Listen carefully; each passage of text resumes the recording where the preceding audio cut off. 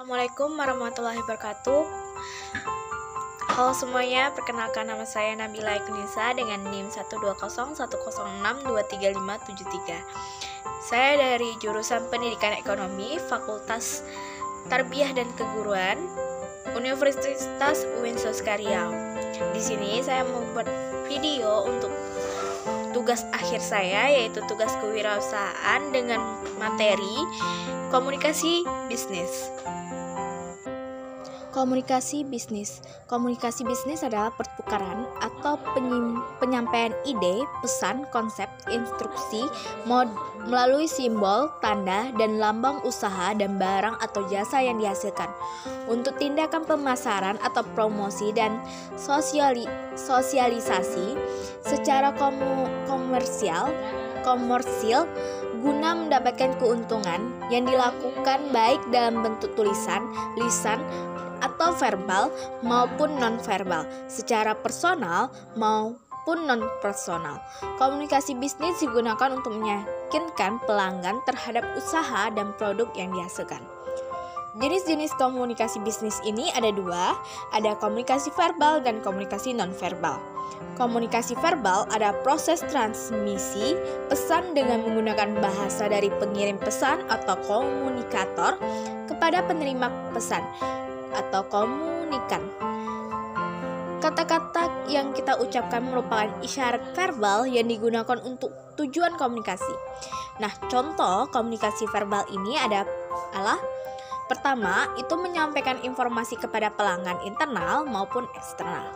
Yang kedua, melakukan sosialisasi program kerja kepada karyawan.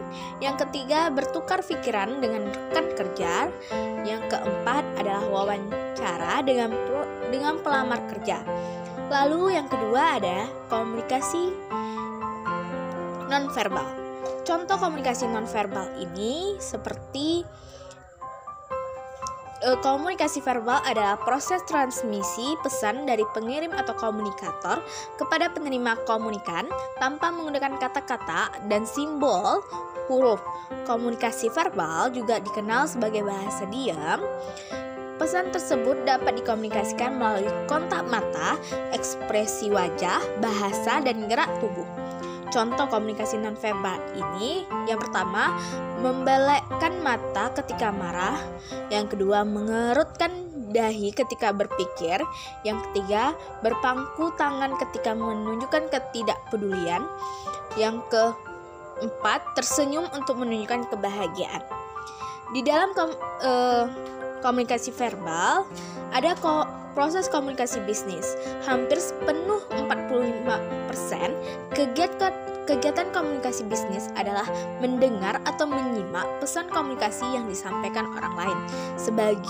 Sebagai imbangan, 30% kegiatan komunikasi adalah berbicara, sedangkan membaca sampai 19%, dan terkecil adalah menulis 16%. Konsep AIDA sudah lama dikenal oleh para penggiat dan praktisi komunikasi. AIDA adalah akronim dari Attention, Interest, Desire, and Action. Sebuah konsep AIDA sangat sering diterapkan dalam bidang komunikasi bisnis, pemasaran, dan penjualan. Dalam menyukseskan usaha. Secara umum, terdapat 3 fungsi komunikasi bisnis. Yang pertama itu memberikan informasi atau informing. Dalam komunikasi bisnis terjadi pertukaran informasi antara satu orang dengan orang lain. Oleh karena itu, komunikasi berfungsi untuk memberikan informasi yang berkaitan dengan dunia bisnis kepada pihak lain. Misalnya, sebuah perusahaan memasang iklan lowongan kerja untuk memperoleh karyawan baru. Hal itu dilakukan untuk menginformasikan kepada semua orang bahwa perusahaan tersebut sedang membuka lowongan pekerjaan. Yang kedua, melakukan persuasi. Tujuan berikutnya adalah untuk memberikan persuasi, yaitu menyampaikan pesan dengan mempengaruhi seseorang atau persuading untuk setuju dengan pilihan yang ditawarkan. Kegiatan persuasi bisa dilakukan ketika meminta konfirmasi pelanggan atau bernegosiasi dengan pelanggan. Yang kedua, melakukan kolaborasi. Melakukan kolaborasi atau kerjasama bisnis antar seseorang dengan orang lain merupakan salah satu fungsi dari komunikasi bisnis. Dengan adanya komunikasi bisnis, seseorang akan dengan mudah melakukan kerjasama bisnis untuk perusahaan baik dalam skala domestik maupun internasional.